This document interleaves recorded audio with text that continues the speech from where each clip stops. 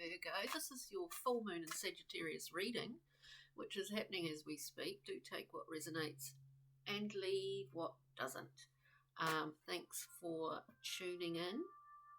And if you haven't before, we do go through and clarify with a few other decks. What else?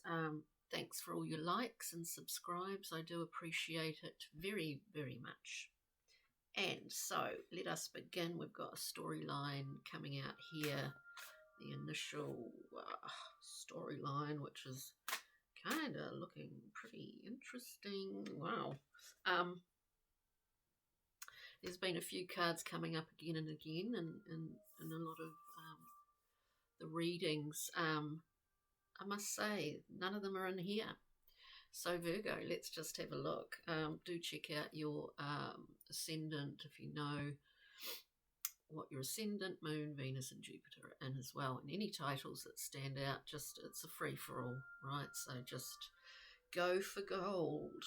We come out here with the most glorious card of the Ten of Cups. We're radiating it. We're feeling it. We're really feeling it. There's a lot of good stuff happening around you. You're in a really good position, let's face it, Virgo, for some Virgos out there, if this does resonate. Six of Swords. We've already moved to a calmer place, a better place for us, whether it's psychological, whether it's physical even, with that Six of Swords.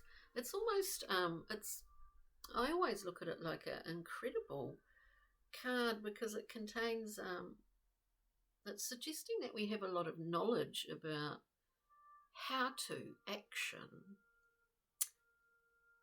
moving to a more conducive place. We're very self-aware and very aware of self-care in that card. Ace of Cups, a gift. We've got a lot of this to work with at the moment, Virgo. We put it into, we create form from this level of cup energy, which is pretty much coming down here. We're ready for it. We are in the makings of it with the sun coming out. This is all about beauty, all about harmony, all about fun, all about play, children, all of those wonderful things, the giver of life itself, combined with a bit of water, of course. And we see that lovely nautilus shell. So let's go through, we'll clarify for you, Virgo. What is this Ten of Cups? We know it's glorious. It's called satiety in the Thoth deck.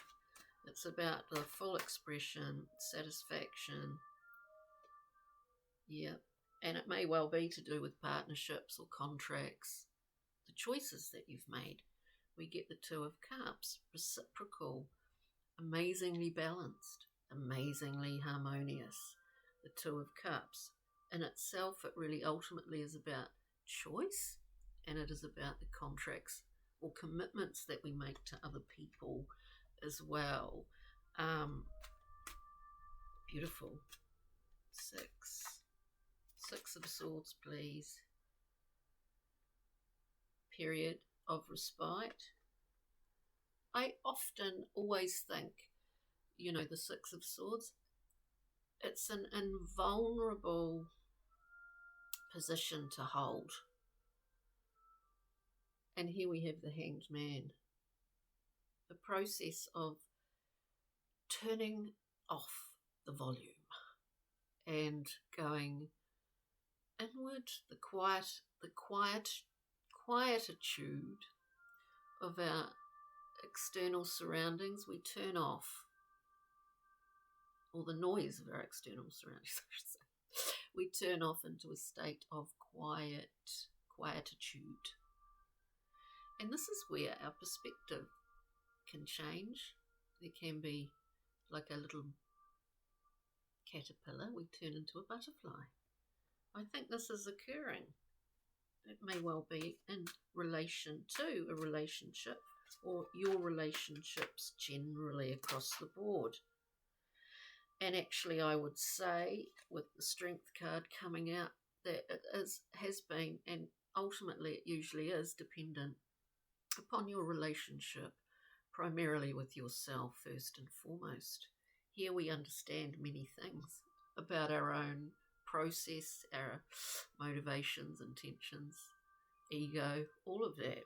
So clearly, this is pretty amazing, Virgo. We're looking at the Ace of Cups. We've got the Ace of Pentacles, two aces to work with here that are, you know, the doorway has opened. We'll just have another look at this Ace of Cups. Yeah, you're in a good position. I would say there's probably Virgos out there that are in a pretty good position in terms of what and how they see their resources to be, and how they best can work with them as well. With the Two of Wands here, we've got two wands. We know our authority, what we've got authority over, and we look out there and we see our resources, what we can do with them moving forward, combined with those two aces, Ace of Cups, Ace of Discs or Pentacles. It's a pretty fine position to be in. Again, someone's moved here or moved into a different zone psychologically. We get the Six of Swords again. So this invulnerable position. It's pretty powerful stuff, Virgo. It's pretty powerful. Let us look at the Sun. The Sun. Let's shuffle them up. So wonderful things are afoot. If there's a downtime, it's for a reason. As I said, self-care. Let's look at the Sun, please.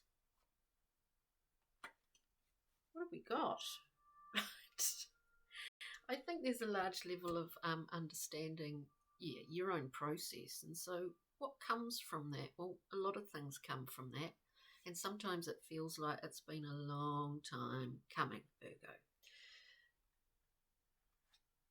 So there's a new invigoration. It's really on its own sort of flowing tangent here for you. We've got the Nine of Cups, so you're quite clear in knowing what gives you happiness. What is happiness to you?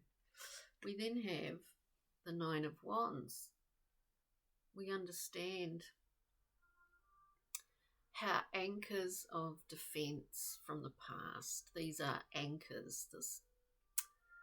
I'm not making much sense, am I? Default patterns of behavior, something that you have overcome. You're extending your oeuvre, or you're expanding on your previous recipes. Dear Virgo, with that we get many options. So the world is your oyster in this reading. It really is. Many options, opportunities, potentials here. And it's a case of knowing. You know what makes you happy. You're aware of patterns of behaviour, be they defence mechanisms that belong in the past. And because of that, you will make some interesting choices here because you've got many options. Now let's get a Brian Froud Pixie and Fairy card for an extra glimmer here for Virgo. Excuse me. Let's see if something can come out from the Fairy Oracle. It's pretty highly charged. I think the build-up, I think the last week or so, this build-up has felt pretty high energy stuff. look, you've got a lot to work with here in the best possible way. We've got the Ra. This is kinetic energy. It's sort of, yeah, the electric light orchestra of the fairy oracle. It has one purpose and one purpose alone, and that's to just be in motion and movement, and to enhance and increase. It's very Jupiterian, isn't it? To enhance and increase this sort of process for you. So it's pretty amazing.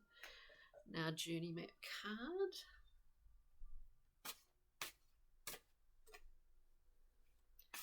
It's like running with the bull.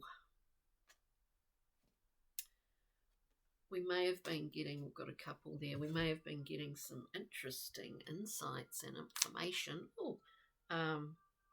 coming through in terms of what we are going to be producing something out of this. In itself, this sort of general storyline is a production in itself, but there's something coming in.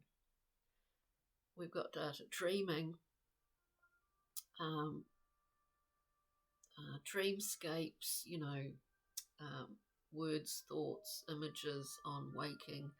We get downloads, so in that sort of state. And then we have construction, which is about having every possible measurement, weight, dimension, every aspect covered of this new thing that will be coming through for you, and just an animal spirit card from Kim Kranz. The moth for you, dear Virgo. You're on a kind of highway to the light. It's pretty amazing. On that note, Virgo, I hope you enjoyed the storyline today. And thank you for your likes and shares. It really helps to get these videos seen by more people. And enjoy this time. And we'll see you next time for the new moon in Gemini. Okay. Ka kite, Virgo. Bye.